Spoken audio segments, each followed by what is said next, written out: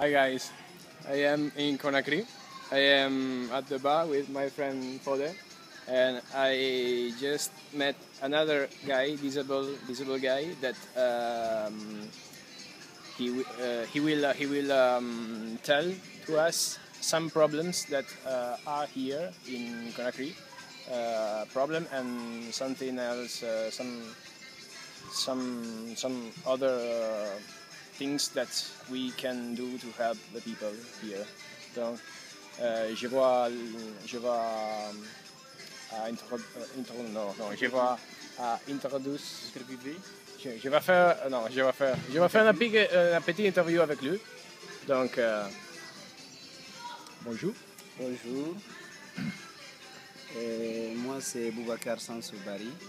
Je suis guinéen et je suis journaliste. J'écris pour le site guideconakry.info. Comme il a dit, moi-même je suis handicapé moteur et par rapport aux problèmes que les handicapés rencontrent souvent en Guinée, je crois que la première chose que je dois relever, c'est que en Guinée, le handicap est d'abord moteur, il est d'abord physique. En partie, la plus grande partie des personnes handicapées en Guinée ont été affectées par rapport à la polio, ce qui fait que beaucoup d'entre eux souffrent de la paralysie au niveau de leurs jambes. Alors, conséquemment, la toute première difficulté à laquelle les personnes handicapées sont confrontées en Guinée, c'est la question liée au déplacement.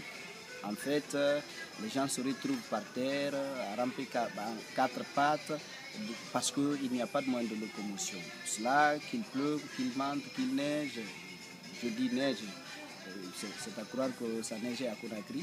Mais alors, que ce soit pendant la saison des pluies ou pendant la saison sèche, les gens rampent à quatre pattes dans la rue.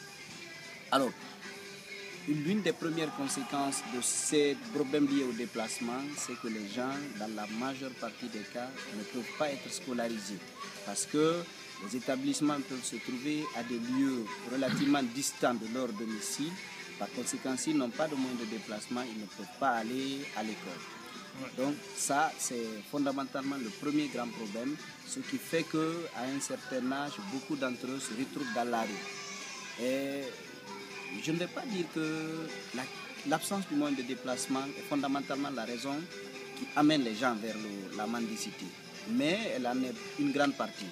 Ceci étant, les familles aussi sont responsables parce que avec le contexte socio-économique que le monde entier vit et qui affecte la Guinée, beaucoup de familles, on n'arrive pas à prendre en charge tous les membres de la famille.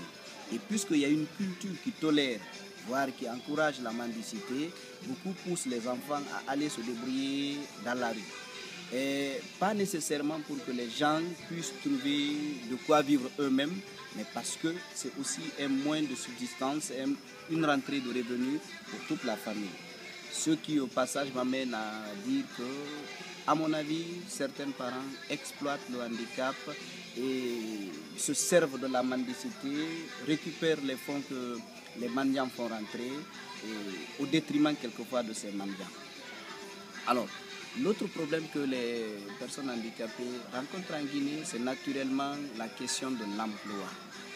On a déjà dit que les gens ne sont pas scolarisés. Par conséquent, il n'y en a pas beaucoup qui peuvent prétendre, qui peuvent revendiquer un certain nombre de compétences qui leur donnent beaucoup d'atouts sur le marché de l'emploi.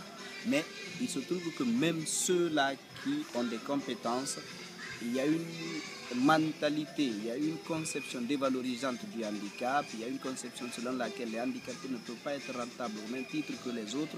Les handicapés représentent une prise en charge supplémentaire. Parce que vous employez une personne handicapée, a priori, en fonction de son handicap, vous devez adapter le bureau, vous devez vous soucier de son déplacement. Il peut relativement s'absenter, il peut quelquefois venir en retard. Donc les gens regardent un peu plus ces aspects-là et n'emploient pas toujours les personnes handicapées. Donc voilà, en Guinée, encore une fois, l'image à laquelle l'image qu'on retient le plus souvent de la personne handicapée, c'est l'image de la personne handicapée dans la rue.